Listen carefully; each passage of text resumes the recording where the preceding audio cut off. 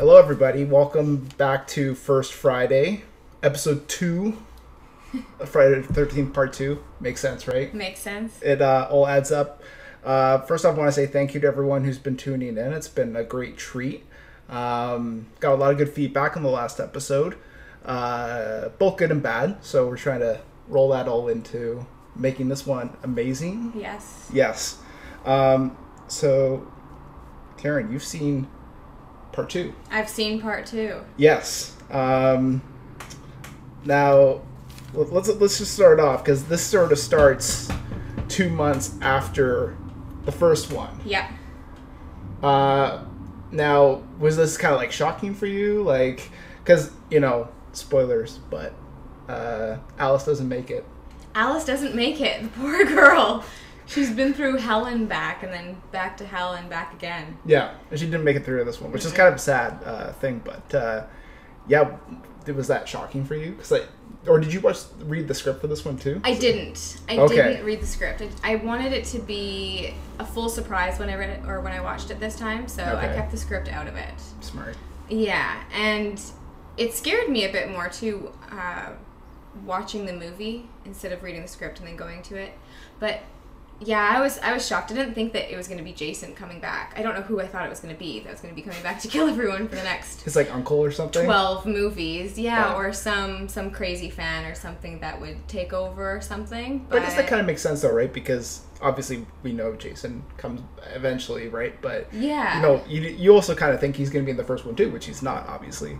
So it's interesting that sort of it goes to.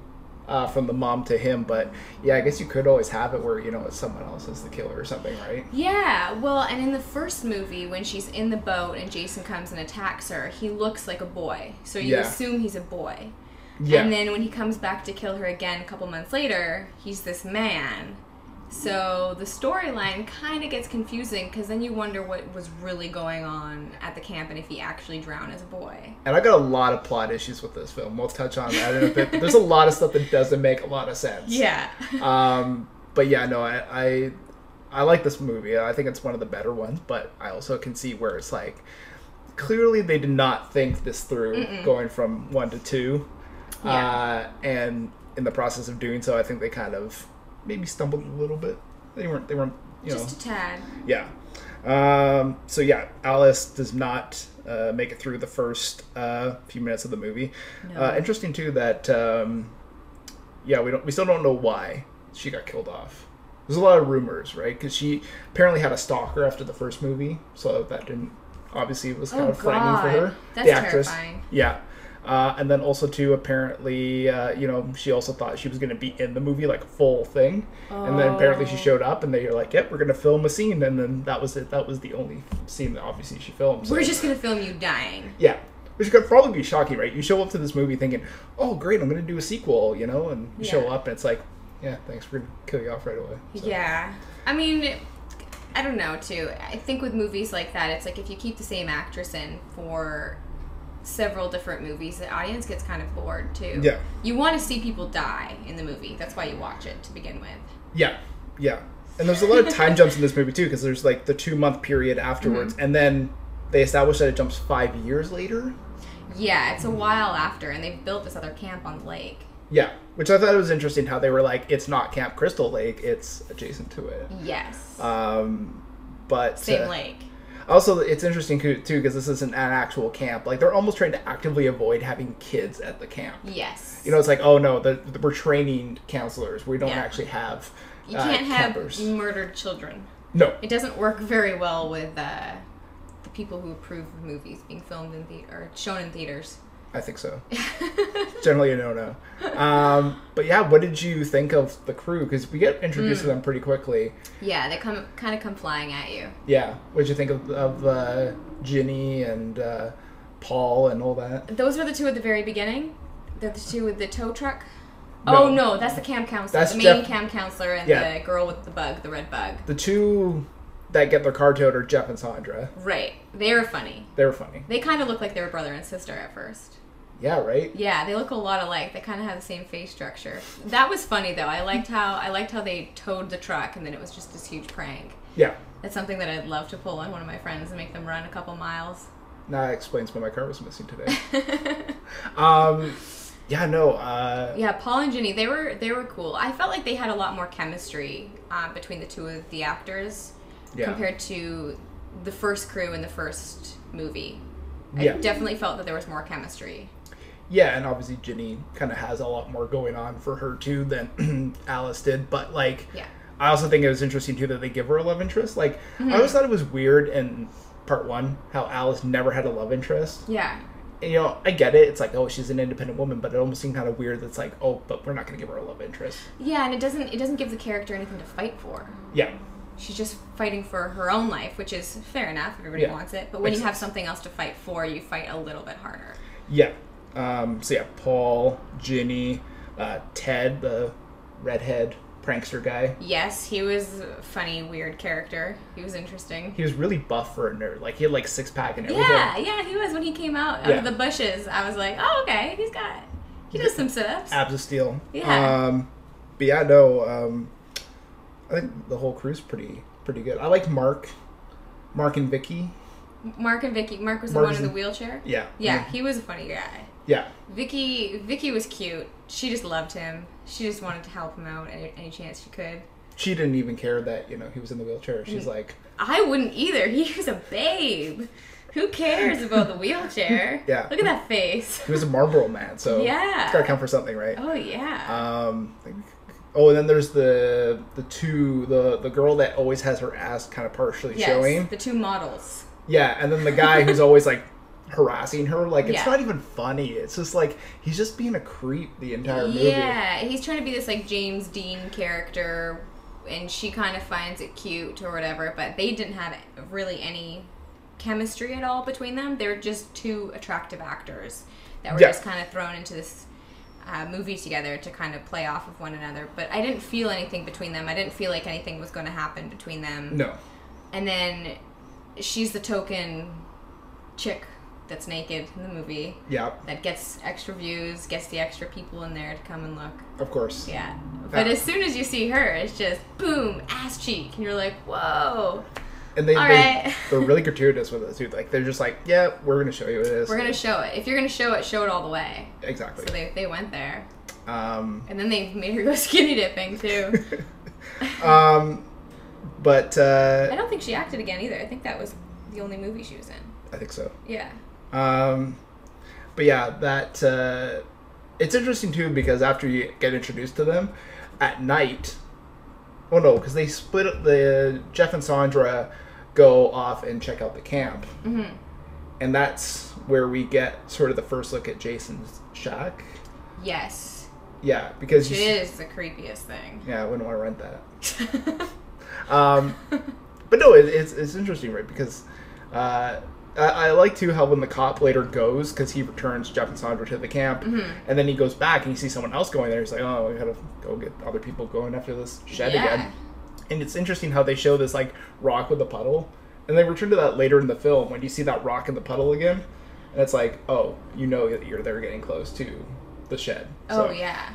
Yeah, that cop He didn't stand a chance. No, he didn't go through formal training, I don't think. No, I don't think so either. Yeah, that shack was creepy. That shack reminded me of something that, like, you would find someone that's been missing for 15 years inside of. Yeah. In the middle of the woods. Yeah. They did a good job building that thing.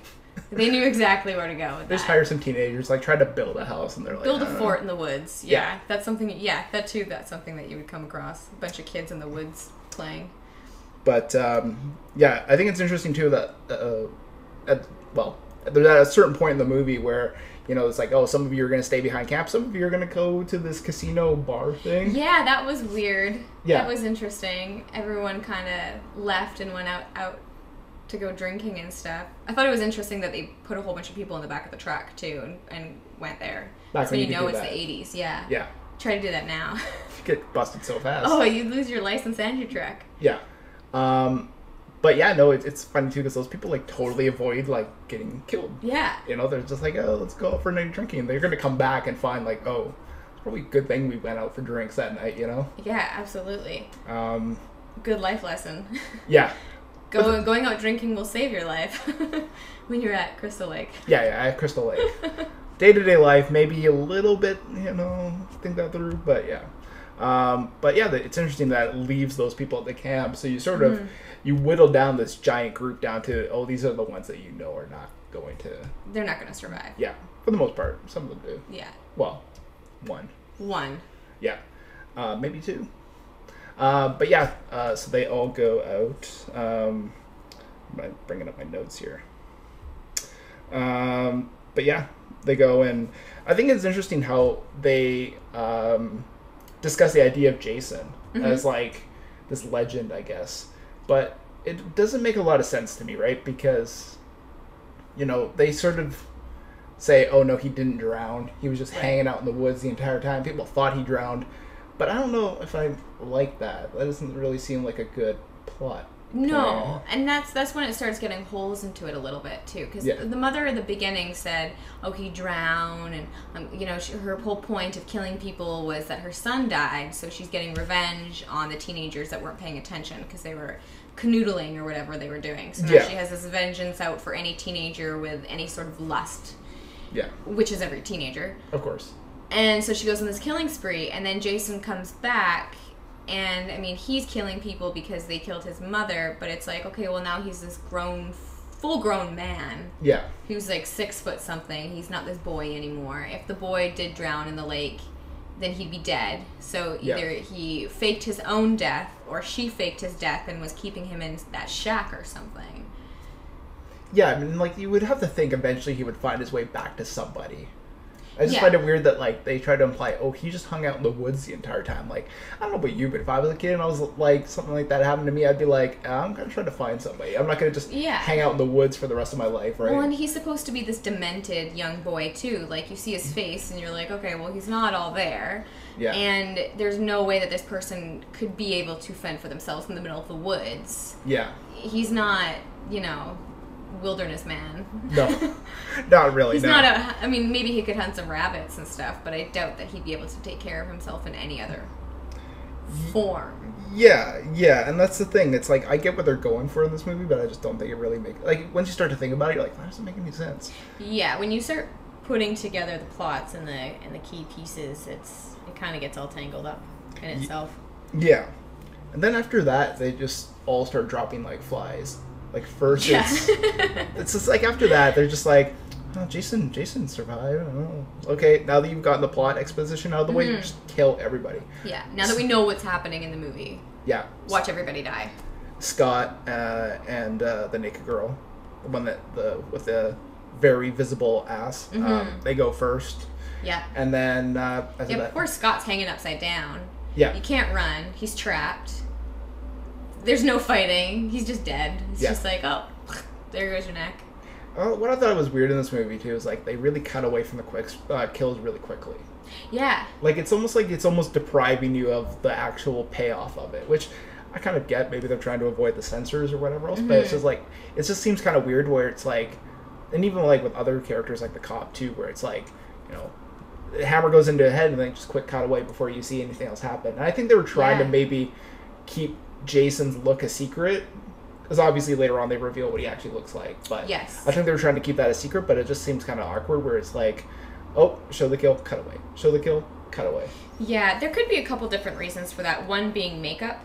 Yeah. If you do have certain things in makeup, you kind of have to cut away real fast, because otherwise the audience can see where the makeup starts and where it ends. Yeah.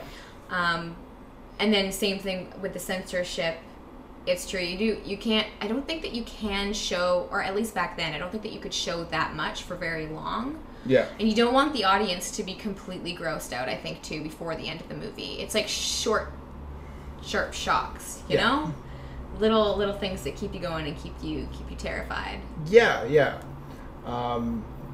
Mark gets killed. And I think that was probably, like, the one that got me the most. Yeah. It's Mark. Because I kind of feel for him, right? Like, he's obviously got this, handicap in his life. He's been through enough. Yeah, and he's like, oh, he's going to hook up with Vicky. I'm like, I'm rooting for them at this point, right?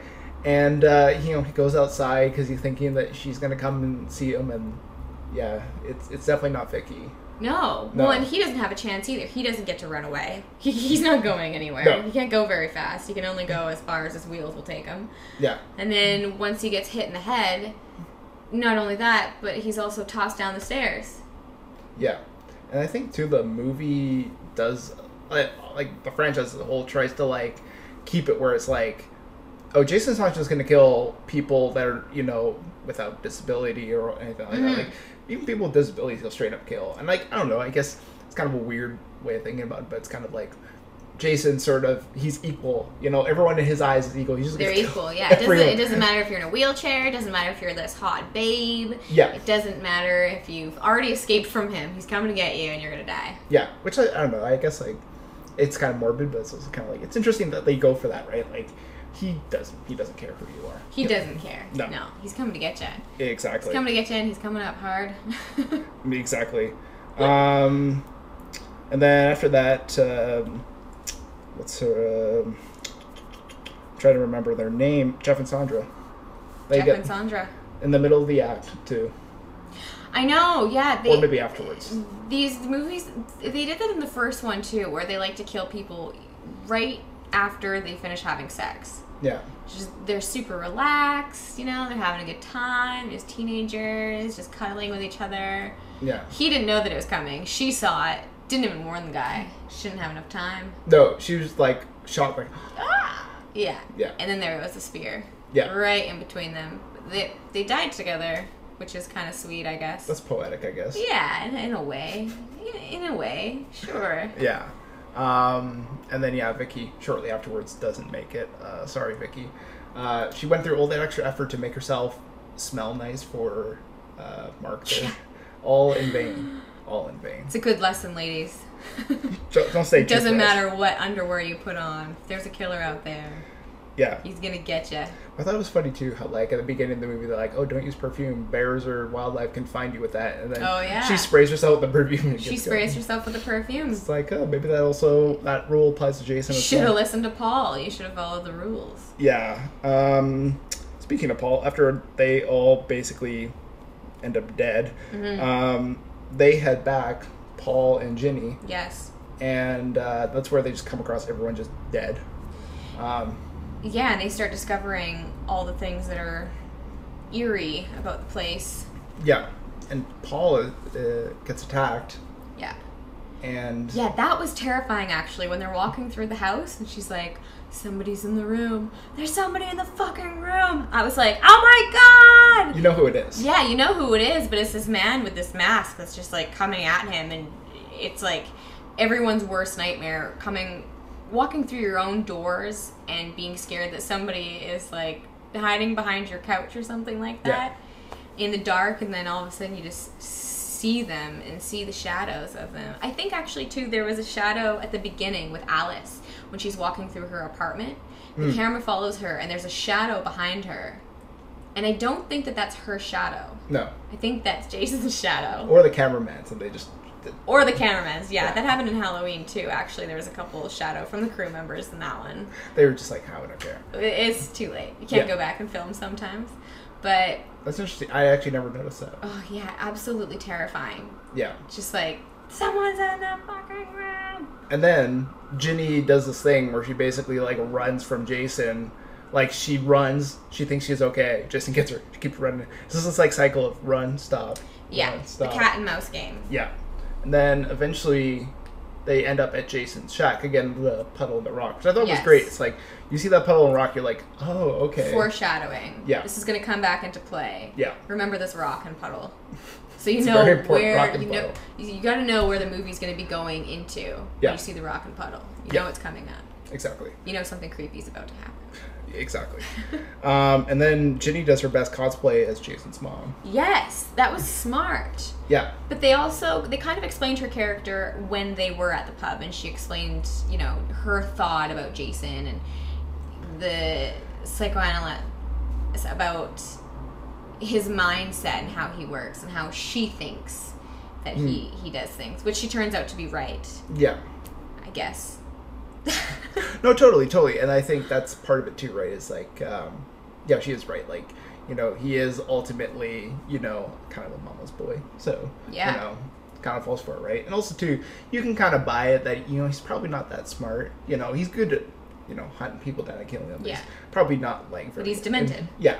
So him buying that that's his mom, I could kind of see that. Yeah. I know some people voice gripe like, oh, why would Jason not just know it's someone else in an outfit? It's like, if you're on the woods uneducated for that many years, you probably would kind of fall for a few things, I'm sure. Yeah, when you're not in touch with reality, it doesn't really matter. Yeah. He started seeing things, and I don't think that it was anything but the sweater. She was wearing the sweater, and that's what he recognized was Mother's sweater, so that must be Mother. Exactly. Paul intervenes. Yeah, Paul comes back. I knew he wasn't dead. Yeah. Because unless they show the character dead in TV or film, they are not dead. But Paul just has like a weird sort of thing going on in this movie because he shows up and then they end up leaving. Jason takes a machete to the shoulder and they sort of leave. And then, at the end, Paul sort of sits her down against a window like, hey, everything's fine. And Jason jumps through the window, like one final jump scare. Yeah. But then at the end, Jenny's getting pulled away. She's like, Paul. But like we never find out what happened to Paul. No, Paul's gone. Yeah. I don't know if he's actually dead or not. Like, it's really hard to know. I would assume that he is dead and that they were attacked again and somehow she survived. I thought it was cute that they had Muffin come back.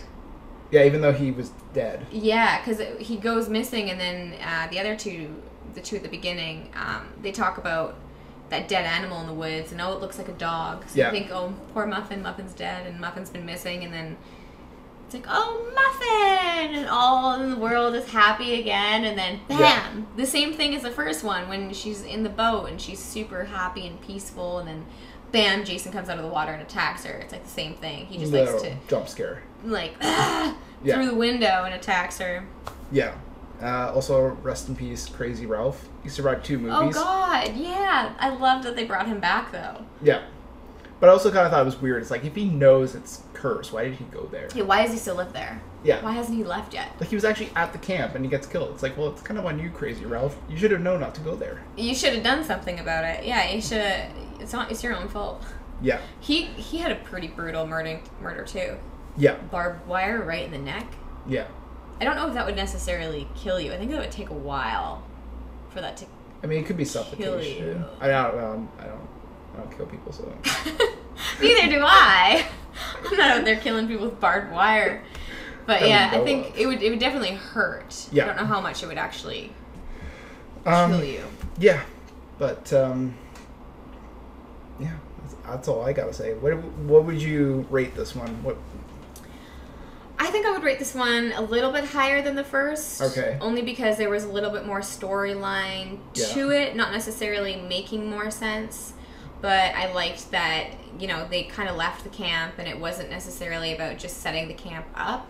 Yeah. It was about their stories and a little bit more about the characters, and they tried to be a little bit more smart with it. Yeah. So I think I'd give this one like an 8. That's pretty good. 8 out of 10? Yeah. It scared me. Yeah. I was pretty terrified. Yeah. This one's pretty up there for me, too. Yeah. Like, I like that they tried to expand the universe. It's not, like, perfect, but no, they do try to at least take that little tidbit at the end of the movie and grow that into the franchise that it is. So you have to give them effort for that. I mean, it can't be easy to basically, here's someone jumping out of the water at the end of the movie and turn that into a franchise. But 13 or 12 other movies. Yeah. So it's good that they, it's impressive that they managed to pull that off as well as they did, because I always think on paper it just doesn't sound like it would work. But no, it does. But it did. Yeah. Yeah. So that's it for Friday Part 2, and then we're about to record Friday Part 3, and then we'll talk about that. So we'll see you guys on that one.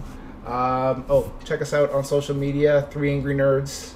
Rate and review us on iTunes. 5 stars, please. That's the only thing I ask. You can write whatever you want in the actual review, but just give 5 stars. Yeah. You can put 5 stars and say, oh, it's terrible. As long as it has 5 stars, that's what counts.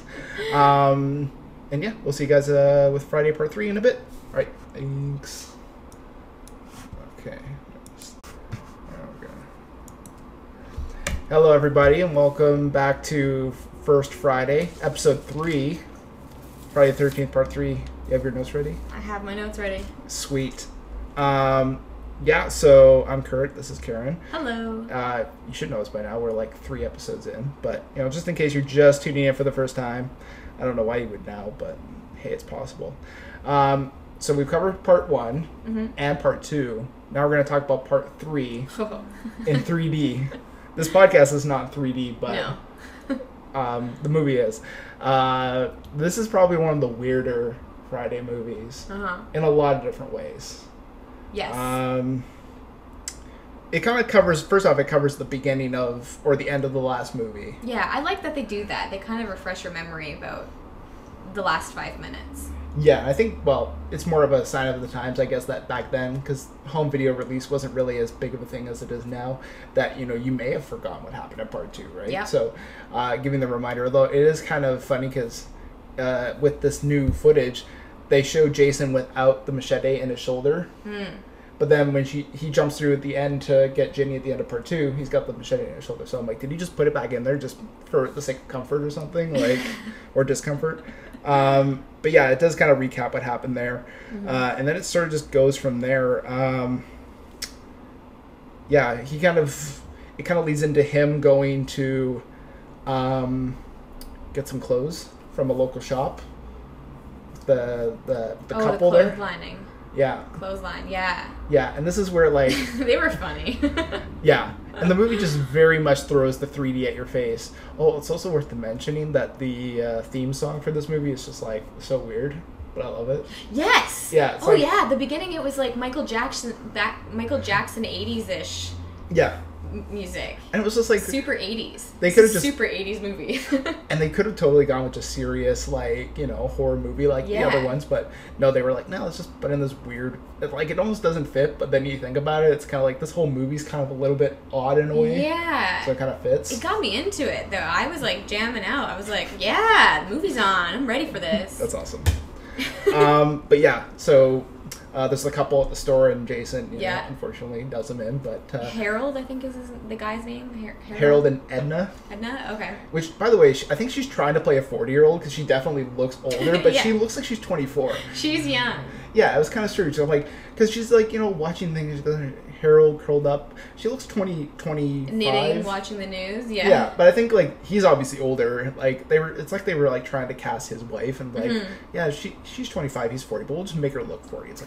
Well, and two, I noticed in this movie, everyone's really pretty. Oh yeah. They went for attractive over anything else. Yeah. Over anything else. Well, and I think too, this movie obviously very much capitalized on 3D. In fact, box office wise, it was kind of equivalent to the Avatar at the time, and that it was really? It was a huge 3D thing, right? Because people, there was 3D before, but people weren't really used to it as much as they are now. But yeah, I think they sort of the movie just as a whole seems to focus more on that rather than characters, plot. Yes.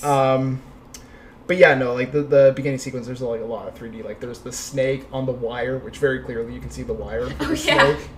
I noticed that, actually. I didn't realize that's what it was, because I didn't realize that it was in 3D. Because when I watched it, it's awkward when you're not watching 3D, right? Yeah. It just seems like these weird shots, you're okay. I know, and I was that's very obvious that snake is fake. But now that you mention the 3D, that's why they had the snake on. Or even when he's putting up the stick for the clothesline. Yes. The stick's kind of almost in your face. It's okay, this is starting to make sense about why certain things were happening. Okay, I get it now. But yeah, Edna and Harold do not make it out of this movie alive. No, they do not. Spoilers, but a lot of people don't. But they're funny people. I thought it was interesting too how they had this random rabbit in their store. How'd you get in there? Obviously, somebody put the rabbit in the box. The rabbit's not going to get up there on its own. Plus, I think this is the start of the misdirect kill. There was the dead rabbit, right? And of course, if you see something dead in a Friday movie, you're going to think, oh, it's Jason. Yeah. But obviously, it's just a snake that killed it. But it's interesting, and then there's other points where it kind of tries to misdirect you that someone was killed by Jason when they really weren't. But yeah, I just think it's interesting that they do that. There's other parts where they do that in the franchise, but yeah. And then we kind of get introduced to our main group, Chris, the main character, Shelly, who just, I don't know why Shelley just annoys me so much. He annoys the hell out of me. It's his character, though. I think that's what he's meant to do. He's like the boy who cried wolf. But also some of the things he says are just, you almost want him to die. I almost just feel like he's almost bringing it on himself half the time. Like, he's always so self-deprecating, like, oh, I don't want to go skinny dipping because I'm not skinny. It's like, dude, no one wants that, you know? Yeah. But yeah, there's also, Chuck and Chili, the stoners. Yes, they were funny. Yeah. I loved that part when the cops are behind them and they all start eating the weed. Yeah. He's got green weed in his mouth as they're driving along, and they're all trying to eat it as fast as they can. Back when you had to do that, nowadays no one cares. Nobody cares anymore. And then there was Debbie, who they established very early on that she's pregnant. Yes. And Andy, her boyfriend. Yes. And then later Rick joins up, but Rick's actually at the camp. Yeah, Rick's already there. Yeah. But, they established early on, like, oh, hey, we're driving by the camp. Yeah. And you see the Harold and, the crime scene. But I think it's interesting because obviously part 2 must have happened pretty recently because they don't establish when it happened. But you can sort of infer that, like, okay, Jason got the machete in the shoulder, and then he goes there to kind of heal himself up at Harold and Edna. So it must have been, like, a day later or something. Yeah, well, and especially because in the beginning, Edna's watching the news. Yeah. And they find all the bodies. Yeah. So it's quite recent. So you would think if they're trying to go up to Crystal Lake or even around the area, cops would be like, oh, no. Yeah. No teenagers around this area, please. They've all been dying. Yeah. So it kind of... But then you wouldn't have a part 3. No. So yeah, they kind of get introduced. Shelley just quickly pisses everyone off by pretending to be dead. Yeah. Yeah. Chris doesn't like that. Her character kind of confused me a bit too, saying how all of her friends died. I think there was a little bit of a plot thing that happened in there, because I think at the beginning she said, oh, all my friends died. But then when she goes into her monologue talking about what happened, she was in the woods by herself. Yeah. Yeah, no, it's kind of strange because, and like, I don't know, I find that whole subplot of her being attacked by Jason kind of odd too, because it's like, I get it, they're trying to be like, oh, Jason, is from her past, so she recognizes him.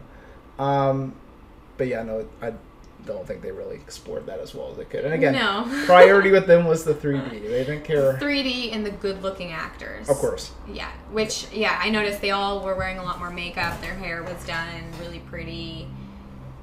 Yeah. Yeah, it was a good show. Yeah, Shelley just keeps getting shat on throughout the entire movie. Like, first he pisses everyone off. So Vera, who he was supposed to be matched with, I forgot to mention her, but they were supposed to be matched up together. So they leave together in the car to go get some things at the store. And Shelley just consistently just like, the poor guy, he's just throughout the movie, he just doesn't catch any luck. Like, the bikers sort of mock him, and then they hit the bikes, piss off with the those bikers. Punks, they were interesting people too. Oh yeah. No, they totally were, and it was like kind of funny because like they were very interesting actors because I think they were totally hamming it up. Oh yeah. Yeah. Absolutely. I think they do that on purpose too, which is kind of even more amazing. As soon as I saw them, I started laughing. I was like, who are these ridiculous people? I mean, back in the 80s, it was probably like, oh, yeah, look at these, like, badass kids or whatever, these bunch of punks. But looking back on it from 2017, it's like, oh, what are you wearing? Is that really what people wore? You got, like, a huge chain around your neck. You guys don't look like you're badasses at all. Yeah. They look like, they were in a Michael Jackson movie. Totally. They look like the pop stars of like the song that played at the beginning of the movie. Yeah, no, totally. I can see that. I can totally see that now, actually. Yeah, and then they go to get revenge. And their version of revenge is to burn down the barn, which I kind of thought, like, that's kind of a weird. It's like, yeah, let's burn down a barn. Okay. Yeah, that's a weird revenge. You'd think that they'd burn down the van. Yeah, or steal it, or just just steal the gas or do something else to that instead. Burning down the barn, that's a. poor choice of things to do. But then, how would they get them in the barn to kill them? Yeah. That's how they... Yeah, and they all get disposed very quickly. Mm-hmm. The girl, and then the one guy, the slick back hair. Yeah. They get killed right away, and then the last one I think is Ali. Ali, yes. Yeah, it's sort of interesting with him because like in this movie, part 2 kind of cut away from the kills a little too quickly. This one like lingers on it. It's kind of eerie.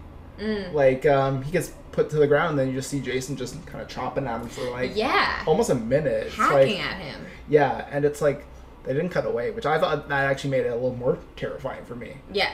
Because it's like, oh, they're not cutting away. There's not that disconnect.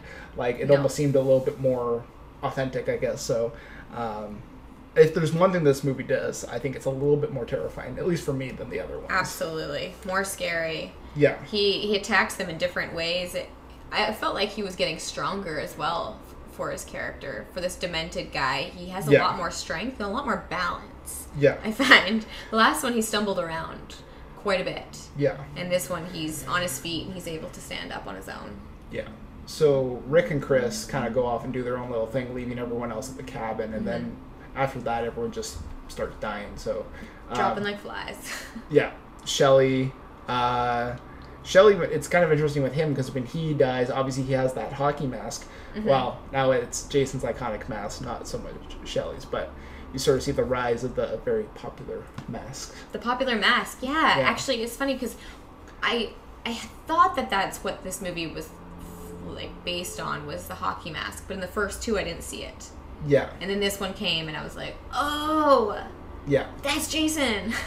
Yeah, and it's it's kind of interesting because it took them all together, and apparently like it was because they were doing a screen test for lighting or something, and they wanted to see how the mask would look like in certain lights, so they put it on. They were just so impressed by it that they threw it in. So yeah, because white's hard to film. Yeah, I also think too, there's so many other villains at the time that had bags over their head. Yeah. So they wanted to differentiate themselves. So, I mean, that works, right? Because obviously now Jason is very iconic. Well, it's probably easier to kill people too when you have a hockey mask as compared to a potato sack on your head with a couple holes in it. Easier to breathe. Oh, yeah, you should be able to breathe. That's kind probably gets pretty sweaty on your head. Yeah, people don't know what you look like. You know? At least the mask is a little bit of, more circulation. Yeah, more teaser. It's a lot more terrifying too. Yeah. What else though? There's so Vera and Shelly. I think they were interesting in that like Vera seems to not like Shelly at all, and then she near the end, the end for them, she sort of admits that she kind of likes him at least a little bit, right?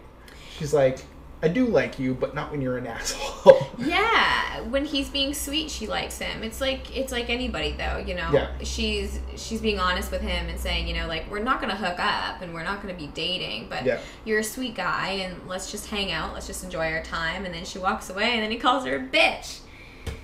Oh, did he? I can't remember that. Yeah. She walks out and he's like, bitch, because he's all pissed. But that's why Shelly got the axe. That's why he got the axe. Yeah. That's why he got killed. Yeah, and then Vera, Jason comes out, has the harpoon gun, takes her out with that. Oh yeah, right in the eye. Yeah, like, I don't know. I always kind of like when Jason has swagger. Like, it's always just kind of like when he's just a lumbering giant. I don't like that as much. No. But like he shoots her with the harpoon gun, and then he just tosses it aside, like doesn't care, and then just walks away. And I'm like, it's badass. Yeah. It's like Jason with attitude, right? Like. I didn't realize it was a harpoon when he first had it, and he was just staring at her and pointing it at her. At first, I thought maybe it was a gun, and I was like, well, that's a stupid move, because if you shoot a gun, everyone's going to hear it. Yeah. And then he shot it, and she got it right in the eye, and I was like, oh my gosh, this guy is deadly. Where is he getting all these weapons from, first of all? Yeah. He's lived in the woods for this long. Well, I think Shelly had the harpoon gun, I think. Oh, when he was swimming around, and all of his little costumes. Yeah. And then everyone else starts dropping like flies. Andy keeps doing handstands. Like, I'm pretty sure they were like, what can you do to add to your character? And he's like, I can do handstands. And they're like, perfect. Just do that for like most of the movie. Yeah. In the audition, they were probably like, do you have any special skills? And he was like, oh yeah, I can do handstands. They were like, perfect. Just do that for like 20 minutes. But yeah, no, in the middle of a handstand, he gets the axe to his bits. Oh, right down the center. That was brutal. And then what I thought was interesting was like they did the shot where it was almost like downward facing up. Yeah. So that was kind of an interesting shot for that. Yeah, that was cool. That was different. Yeah. That kind of grabs your attention to be like, oh, whoa, what just happened there? Yeah. It's a different view. Getting creative for a Friday film. Oh, yeah. And then... what's his girlfriend's name again? The one that's in the shower? I want to say Debbie. Debbie, yeah. And Debbie kind of... You know, it's again, you know, the idea is Jason doesn't care if you're pregnant or you're handicapped. Yeah. He'll take you out. And he takes out Debbie even though she's pregnant, which I thought it was really like, disturbed me. I'm like, oh, I mean, obviously Jason doesn't know that she's pregnant, but still, it's just like you as the audience knows, and it just makes it more disturbing. Like, Jason didn't even care that she was pregnant. He just straight up killed her. Just straight up killed her. Stabbed her through the hammock. Yeah. As she's reading her Godzilla magazine. And then you look up and you see her boyfriend with his guts out, mangled and stuck to the ceiling. Yeah. That was disturbing. Jason's like the internet troll before internet trolls. Yeah, I had to look away. I looked away. Yeah. Not gonna lie. I get this. God. No, totally. And like this movie does a pretty decent job of actually being kind of scary. Yeah, and gross. Yeah. And I think it's like, I like the other ones because they're kind of like, they balance the fun with the terror. This kind of like a little bit kind of odd in that like the goofball stuff kind of is a little too goofball, and then the horror is kind of like really like hardcore. Really so it's a little like case of two extremes, but still I kind of appreciate like, okay, at least you tried to go a little bit more terrifying rather than it just being a little bit more subdued. Yeah. Other ones. You don't want it to be at like 2%. Yeah. You want it to be at least 98%. Yeah. I thought it was funny too, the guy at the beginning when they're first driving down the road with that eyeball. Do you remember that? And the guy just laying in the middle of the road. Yeah, and I think it's Crazy Ralph's eyeball too, because he's like, the person warned thee, you know, or whatever. So. Oh yeah. I think it might be Crazy Ralph. It could be. That was disgusting. That was. It was really gross. He was the Crazy Ralph surrogate in this film. Yes, they missed him. They killed him off, so they had to bring somebody back, some crazy homeless man. Yeah, and so Chris goes into her detailed description of what happened. And it's kind of weird because I've always inferred from it that, like, he sexually assaulted her. I don't know why. Like, it just, that was my, like, takeaway from it. Because she sort of implies, like, hey, I can't be close to you, Rick, right now. Oh, yeah. Yeah, and then kind of touches on, like, Jason attacking her. But I don't know, like, is that maybe sexual assault? It's kind of confusing. The movie doesn't do a good job of explaining it. But I hated that monologue, too. The actress just kept huffing and puffing through the whole thing, and that drove me crazy. Yeah.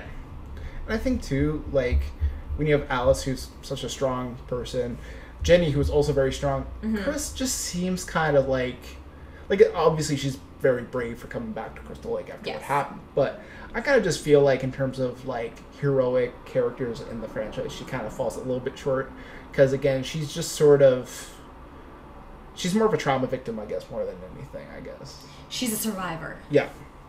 I would have rather see, like, the version of her before, like, leading up to her being attacked the first time. That would probably be more interesting. Like, a little bit more character building. Yeah. So, yeah, her and Rick go back, and kind of similarly to part 2, when Paul and Jenny come back, everyone's dead. And they're just kind of like, oh, God, everyone's dead. The stoners left the food on. Yeah, exactly. Where is everybody? What are they doing? Yeah, this popcorn's burnt. And then from there, just, Paul, or Rick, sorry, not Paul, gets taken out. Also, too, like, the Paul whole, like... 2.0. Pretty much, he's Paul 2.0. Let's just call him that. His eyeball gets squished right out of the socket. Oh, yeah. Yeah. His head gets completely squished in. That disturbed me a lot. That would take a lot of pressure. Yeah. And I think Jason has a few kills that kind of come back, and I think the head squeeze is always a popular one for him. Yeah, that one was gross. I didn't like that. Yeah. And then Chris sort of starts running around because she sees the bloody clothes, and then finds Loco, or Allie. Yeah, Allie. Yeah. And it's like, I thought he was like got hacked to bits because, like, how is he alive? Yeah, because like you see Jason like going down with the machete, kind of cutting off his limbs, and then he's come back. He's got his arms there. I'm like, okay, I guess he didn't really cut off his arms or something. Yeah, which takes away what I said earlier about, nobody dies until they're dead. Yeah. But I thought for sure he was dead. Yeah. I mean, his character's supposed to be this, like, punk guy who's super tough. So it's like, oh, he's fighting for his life, obviously. Yeah, they didn't really do much when he came back anyways. Like, it wasn't like no, he came back and, defeated Jason or anything. He just came back and, like, was alive for, like, another minute or two and then died. Yeah, so. It's the unexpected. It's like, oh, here he comes, he's back again. And you're like, oh my god, he's going to save the day. Yeah. And then he dies again. Yeah. So you find out what Jason looks like. Yeah. She manages to hang him. And you sort of see what Jason looks like without the mask. And I always kind of jokingly say it's like Sloth's like evil brother. Yeah. From Goonies. Yeah. Hey, you guys. Yeah, like Sloth's the good one, and like the way that Jason looks in this movie is almost like he's like evil Sloth. Evil Sloth. Yeah. Yeah. Yeah. I don't understand how she was able to hook him up on that thing either, because like I don't know, I couldn't move. Anybody that's falling, like if you're asleep, there's no way that I could pick you up or even try to roll you over. Yeah. And she managed to get him up on this hook. Yeah. And hang him up. And then he just takes the thing off his own neck, which I thought was kind of cool too. It's like one of those, again, swagger moments of Jason where he just is like, oh, you can't hang me. You can't kill me. Yeah. Takes himself out of it and just goes back on the ground, and then she kills him with the axe. Or presumably kills him with the axe. And then I got a weird kind of sequence at the end because, similarly to Alice at the end of part 1, she goes into a canoe. But I thought this one worked pretty well, kind of, for the most part, because, everything's calm. She gets spooked by a few things like birds and whatnot. Yes. And then you see Jason in the house, and he like almost looks excited to see her. Yeah. Like almost like an excited child, like, hey! And he comes running at her. And that was kind of freaky too, because it was almost like this really surreal kind of like dream sequence or nightmare sequence. But it worked pretty well, I thought. What did you think? Yeah, it was pretty terrifying. Yeah. And then is it his mother that attacks her? Yeah. Kind of like a play on the first one, right? Where Jason pops out of the water at the end of the first one, and this one, it's his mother that pops out. Although I'm pretty sure it must be a dream sequence, because she definitely didn't have a head the last time we saw her. No. And in this one, she has like... It was in Alice's fridge. Yeah. In the last one. So I think it's a dream sequence, but then you see that she's fine, and I don't think she's going to be going out anytime soon. I don't think so. No. I don't think so. They always do that, though. Now I'm expecting it for the rest of the films, where in the last 5 minutes someone's going to pop out of nowhere. Yeah. Jason or his mother. I won't say anything. I could say something right now, but mum's the word. Chris gets taken away, and I think she's already like pretty off keel at the beginning of the movie, and then this just did not help at all. So they kind of take her away, and it kind of looks like she's going to the loony bin. So, but yeah, that's Friday the 13th Part 3. What did you think? I thought it was all right. I think that I liked number 2 better than I liked this one, just because I don't know. I think the acting was better. I think the characters had more to them. I found this one was just a bunch of pretty people that they put on a film. Yeah. And with the 3D, it makes sense that in that way. So it's not my favorite. It's not my favorite. No. Give it like a 6 out of 10? Yeah. Okay. Yeah. Maybe a 6.5. I won't be too hard. I like the horror parts of this movie. Because it kind of is like an gore was good. Yeah, the genuine horror of it. In some ways, it's better than some of the other movies, but just by and large, the movie's just not good. No. I'll give it like a 7 out of 10. Yeah, and I didn't think that they really put up too much of the storyline of Jason. They didn't explain his character. No. Or where he's coming from anymore. Now he's just killing people. No. Now it was just, hey, him and Chris know each other. That was it. Yeah.